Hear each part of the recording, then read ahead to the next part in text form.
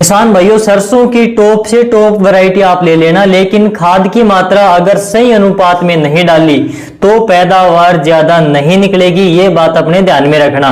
तो पैदावार ज्यादा लेने के लिए बिजाई के टाइम पर बेसल डोज में कौन कौन सी हमें खाद डालनी है, कितनी मात्रा में डालनी है, तो ये पूरी हम डिटेल में आज के इस वीडियो में हम बात करेंगे। और एक बहुत बड़ी समस्या इस समय पर है, कहीं कहीं पर डीएपी बिल्कुल भी नहीं मिल रही। तो डीएपी का सही विकल्प कौन सी खाद हो सकती है, इसके ऊपर भी हम बात करेंगे। जब हम खाद के बारे में सोचते हैं तो दो तीन बातों के ऊपर हमें ध्यान देना चाहिए। एक तो काफी किसान भाई ये सोचते हैं कि भी महंगे महंगे प्रोडक्ट, महंगी महंगी खाद बाजार से लेकर आकर अपने खेत में डाल देते हैं, लेकिन महंगी खाद से ज्यादा पैदावार नहीं होती। जो खाद जिस फसल को जरूरी होती है वो जरूरी खाद हमें डालनी चाहिए महंगी खाद की बजाय। और एक चीज काफी किसान भाई ये देखते हैं, ये सोचते हैं कि भाई जितनी अधिक खाद डालेंगे उतनी अधिक पैदावार बढ़ेगी, लेकिन ऐसा बिल्कुल भी नहीं है। जिस फसल को जितनी मात्रा में जितनी खाद की जरूरत होती है उतनी ही खाद हमें डालनी चाहिए। अगर हम एक लिमिट से ज्यादा खाद डालेंगे तो वो भी नुकसानदायक है हमारी मिट्टी के लिए, हमारी फसल के लिए। तो ज्यादा खाद से ज्यादा पैदावार नहीं होगी। संतुलित मात्रा में एक सही नाप की खाद आपको डालनी है तो ही ज्यादा पैदावार आप ले सकते हैं। सबसे जरूरी है कि आपको मिट्टी का टेस्ट करवाना चाहिए। मिट्टी की टेस्ट में आपको ये पता चलेगा कि भाई आपके खेत में कौन सी खाद की कमी है और कौन सी खाद की अधिकता है। तो उस हिसाब से आप खाद को कम या ज्यादा डाल सकते हैं। आपका खर्च भी बचेगा और मिट्टी भी खराब नहीं होगी। तो मिट्टी की आपको जांच जरूर करवानी चाहिए। आजकल यूनिवर्सिटीज के अंदर और कृषि विज्ञान केंद्रों के अंदर मिट्टी और पानी की जांच भाई फ्री होती है, तो इस चीज का आप फायदा उठाया करो। सरसों में कौन कौन सी खाद की आवश्यकता होती है, सरसों में हमें मुख्य रूप से कौन कौन सी खाद डालनी चाहिए, तो आपको सबसे पहले तो यूरिया डालनी है। यूरिया के साथ में डीएपी लेनी है। अगर डीएपी नहीं मिलती है तो आपको टीएसपी लेनी है। टीएसपी नहीं मिलती है तो आप एनपीके 12-32-16 ले सकते हो। इसके अलावा आप इस समय पर बिजाई के टाइम पर एसएसपी भी ले सकते हो, सिंगल सुपर फोस्फेट। तो ये चीजें हैं फास्फोरस के लिए। इसके साथ में आपको पोटेशियम लेनी है, जिसके लिए हम एमओपी डालते हैं, म्यूरेट ऑफ पोटाश। और इसके साथ में आपको सल्फर भी लेनी है। तो ये खाद आपको लेनी है। तो चलिए अब बात करते हैं खाद की मात्रा की। लेकिन खाद की मात्रा पर बात करने से पहले दो तीन चीजों का आपको पता होना चाहिए कि अगर आप अगेती सरसों की बिजाई कर रहे हो तो आप सामान्य खाद डाल सकते हो। अगर आपने काफी ज्यादा सरसों की बिजाई लेट कर दी, मान लीजिए आप नवंबर के पहले हफ्ते में लगा रहे हो या फिर अक्टूबर के बिल्कुल लास्ट में चली गई आपकी बिजाई, तो आपको खाद की मात्रा बढ़ानी चाहिए ताकि पैदावार ज्यादा कम ना हो। तो ये चीज ध्यान में रखना।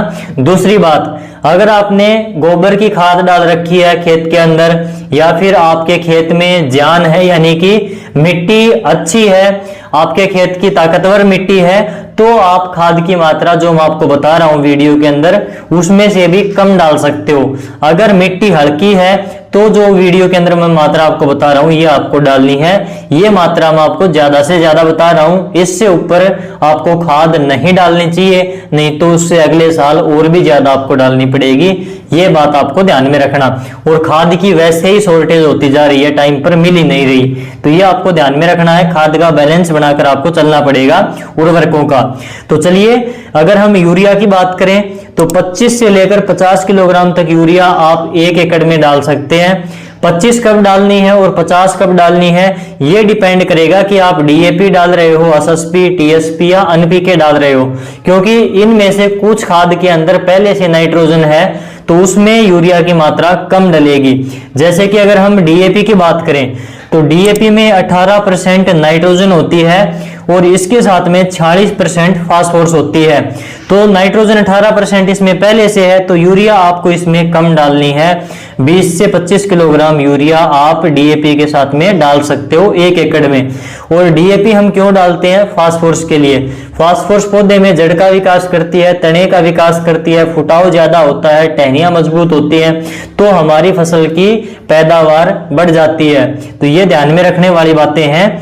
अगर हम मात्रा की बात करें तो 50 किलोग्राम डीएपी यानी कि 1 बैग डीएपी आपको 1 एकड़ में डालना होता है। अगर आपको डीएपी नहीं मिलती है तो आप टीएसपी डाल सकते हो। ये नई खाद आई है मार्केट में, ट्रिपल सुपर फोस्फेट यानी कि टीएसपी के नाम से। इसमें भी 46% ही फास्फोरस है और इसमें 15% कैल्शियम भी है। तो 40% जो इसमें फास्फोरस है उसमें से 90% से 92% तक इसमें जो फास्फोरस है वो घुलनशील है। तो ये जल्दी असर दिखाती है फसल के अंदर और इसके परिणाम बढ़िया आते हैं, रिजल्ट इसका बढ़िया आता है। तो टीएसपी आप बिल्कुल डाल सकते हो भाई। नई खाद है तो किसान भाई इसको डालने में थोड़े झिझक रहे हैं, लेकिन जो एसएसपी है, जो दूसरे हल्के एनपीके आते हैं वो नकली काफी ज्यादा मार्केट के अंदर मिल रहे हैं, तो उनकी बजाय आप टीएसपी के ऊपर जा सकते हो किसी बढ़िया कंपनी का। इसके अंदर मैंने आपको बता दिया फास्फोरस 46% होता है, जितना डीएपी में है उतना इसके अंदर है। इसमें नाइट्रोजन नहीं है बिल्कुल भी। तो यूरिया की मात्रा आपको 1 एकड़ में इसके साथ में 50 किलोग्राम डालनी है। ये थोड़ी सी आपको बात ध्यान में रखनी पड़ेगी। अगर आपको टीएसपी भी नहीं मिलती है तो आप एनपीके 12, 32, 16 डाल लेना बिजाई के टाइम पर, वो बढ़िया रहेगी। एनपीके 12, 32, 16 70 किलोग्राम तक डाल सकते हो 1 एकड़ में। इसमें 12% नाइट्रोजन है तो आप यूरिया 20 से 25 किलोग्राम डाल सकते हो एनपीके के साथ में। इसमें 32% फास्फोरस है और 16% इसमें पोटेशियम भी है। तो पोटास आपको अलग से डालने की आवश्यकता नहीं पड़ेगी।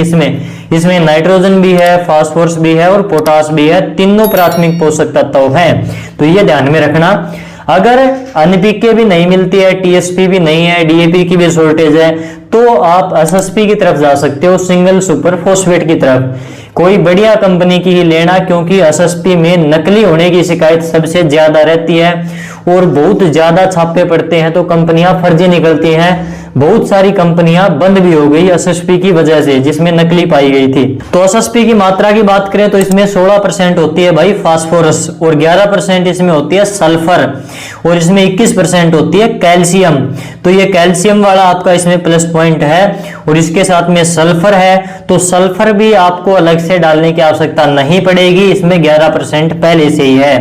तो इसका आपको 2.5 बैग डालना है 1 एकड़ के अंदर, क्योंकि इसमें फास्फोरस की मात्रा केवल 16% ही होती है, यानी कि कम होती है। तो एसएसपी की मात्रा हमें बढ़ानी पड़ेगी, 2.5 बैग 1 एकड़ के डालने पड़ेंगे। ये सस्ती आती है तो इसका खर्च 3 बैग का खर्च डीएपी के 1 बैग के लगभग बराबर रहता है और इनमें फास्फोरस की मात्रा भी लगभग फिर बराबर हो जाती है। 1 बैग डीएपी का और 3 बैग अगर हम एसएसपी के डालते हैं तो इसमें डीएपी से थोड़ी सी फास्फोरस ज्यादा ही मिलेगी आपको। 2.5 बैग यानी कि लगभग 125-30 किलोग्राम आपको 1 एकड़ में डालनी है। तो इसके साथ में आपको यूरिया की पूरी मात्रा डालनी पड़ेगी। इसमें नाइट्रोजन नहीं है, यूरिया आपको 50 किलोग्राम ही इसमें डालनी पड़ेगी। ये बात ध्यान रखना, अगर यूरिया आपने नहीं डाली तो इसका रिजल्ट डाउन आएगा, ये कंफर्म है, ये ध्यान रखना। और एसएसपी का रिजल्ट वैसे भी डीएपी से थोड़ा स्लो आता है, धीरे धीरे आता है। तो ये बात भी आपको थोड़ी सी ध्यान में रखनी चाहिए। अब बात आती है भाई नाइट्रोजन फास्फोरस के बाद में पोटेशियम की। मैंने स्टार्टिंग में जिक्र किया था कि जब से पोटेशियम महंगी हुई है, पोटास महंगी हुई है, किसानों ने डालनी बंद कर दी। लेकिन ये प्राथमिक पोषक तत्व है। जो 3 सबसे जरूरी पोषक तत्व है, नाइट्रोजन, फास्फोरस और पोटास, तो उनमें आती है भाई पोटास आपको डालनी है, चाहे आप कम डाल लेना। 1 एकड़ में 20 से 25 किलोग्राम आप डाल सकते हो। अगर आपको और भी कम डालनी है, लगता है कि आपकी जमीनें अच्छी हैं, तो आप इसको 10, 15 से 20 किलोग्राम तक भी डाल सकते हो। अगर एनपीके 12, 32, 16 आप डाल रहे हो तो आपको अलग से पोटास नहीं डालनी पड़ेगी, क्योंकि मैंने आपको वहां पर भी बताया था कि 12, 32, 16 में 16% पहले से ही पोटेशियम मिल जाती है, तो उसमें आपको पोटास मिलाने की आवश्यकता नहीं पड़ेगी। या फिर आप डीएपी डाल रहे हो, टीएसपी डाल रहे हो, एसएसपी डाल रहे हो, तो आपको इनके साथ में पोटास डालनी पड़ेगी। ये बात आप ध्यान में रखना। अब बात आती है भाई सल्फर की। सल्फर तेल वाली फसलों के लिए बहुत जरूरी पोषक तत्वों में आता है, तो सल्फर आप जरूर डालें सरसों के अंदर। बिजाई के टाइम में आपको डालनी है। ज्यादातर किसान भाई बाद में क्या करते हैं, जो 80% वाली WDG फॉर्मुलेशन में आती है, भुजिया फॉर्म में या पाउडर फॉर्म में, वो डाल देते हैं पानी के साथ में, वो बाद में जमीन के ऊपर पड़ी रह जाती है, जमीन के ऊपर धब्बे से बनकर रह जाती है, जमीन में नीचे नहीं जा पाती, पौधे को नहीं मिल पाती, तो आपके पैसे भी बर्बाद हो जाते हैं, फसल को भी नहीं मिल पाती। तो सल्फर आपको बिजाई के टाइम पर ही डालनी चाहिए। अगर आप 90% वाली सल्फर डाल रहे हो बेंटोनाइट, तो ये 15 किलोग्राम 1 एकड़ में आप डाल सकते हो, 10 से लेकर 15 किलोग्राम तक इसकी मात्रा सही रहेगी। अगर आपको 80% वाली WDG फॉर्मुलेशन वाली सल्फर डालनी है जो फंगीसाइड का भी काम करती है, तो इसके लिए आप क्या करें, 10 किलोग्राम तो 90% वाली सल्फर बेंटोनाइट डाल देना, और इसके साथ में 3 किलोग्राम 80% वाली WDG फॉर्मुलेशन वाली सल्फर आप डाल सकते हो। इसके भी काफी शानदार रिजल्ट आते हैं, फंगस के ऊपर भी इसका कंट्रोल रहता है। और अगर आप SSP डाल रहे हो, सिंगल सुपर फोस्फेट डाल रहे हो, तो आपको अलग से सल्फर डालने की आवश्यकता नहीं पड़ेगी, क्योंकि उसके अंदर पहले से ही 11% सल्फर होता है SSP के अंदर, वो मैंने आपको पहले भी बता दिया है। अगर आपके खेत की जमीन, खेत की मिट्टी तगड़ी है, ताकतवर है, आपने गोबर की खाद डाल रखी है, तो आप जो मैंने वीडियो में बताई इनमें से खाद की मात्रा कम डालना।